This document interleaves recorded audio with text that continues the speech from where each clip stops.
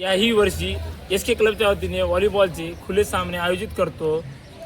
आपण प्रत्येक वेळेस 7 मार्च 2024ला आयोजित करण्यात येत होते, तरीही काही कारणास्तव हा कार्यक्रम टायमिंगनुसार न करता यावेळेस 16/4/2026 रोजी आयोजित करण्यात आलेला आहे। स्वर्गरासी उत्तमरावजी राठोड यांच्या स्मृतिप्रीत्यर्थ व्हॉलीबॉलचे खुले सामने गुरुवारला आयोजित करण्यात आलेले आहे।